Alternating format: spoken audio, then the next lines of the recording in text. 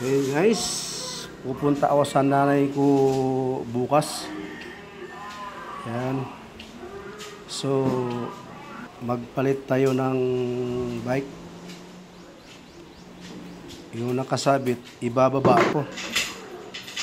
Kasi hindi pa yan nakabiyahe dito sa probinsya namin. Galing na ng Maynila yan. Dinala ko dito sa probinsya kasi wala namang gagamit doon sa Manila. Ibababa ko siya. Nasaan to gamitin pag long ride kasi magaan. At yung mga accessories doon kay sa isang bike ko na pula, ililipat ko lahat dito. Yan, siya naman yung iakyat ko, nakasabit. Medyo may kabigatan po na bike na yan.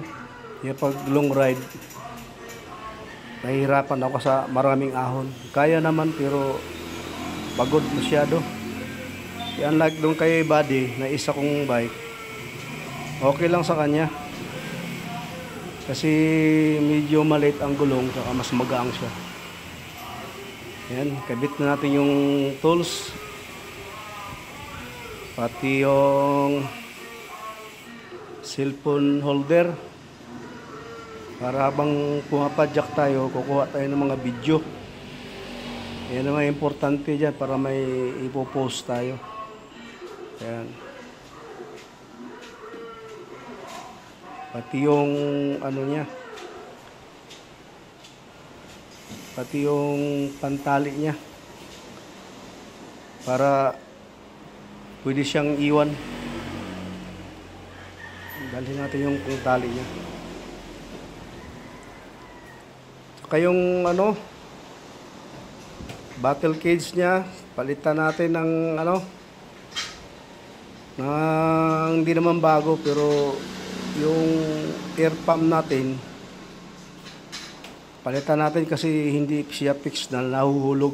Itong bago kong nabili, nakapix siya, hindi siya basta nahulog. So ganun pa rin ikakabit doon sa battle cage. Kaya tanggalin natin siya tapos ikakabit natin yung bagong air pump. Kailangan niya pag naglulong ride, kailangan kompleto ka ang mga tools, mga pangpatsi, reserva na exterior. Kailangan may baon para pag nagka-aberya, prepared ka, meron kang ipampalit.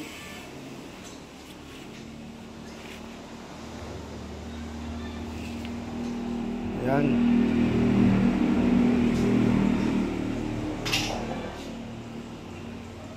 Yan, matatapos na siya dito. Nakakabit na. Ready to ride na siya. Bali, lalangisan ko lang yung kadena niya para swabe. Yan.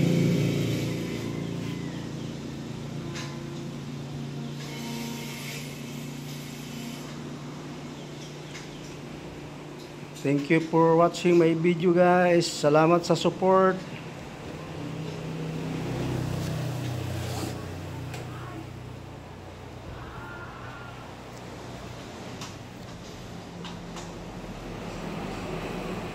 Ayan, tapos na siya.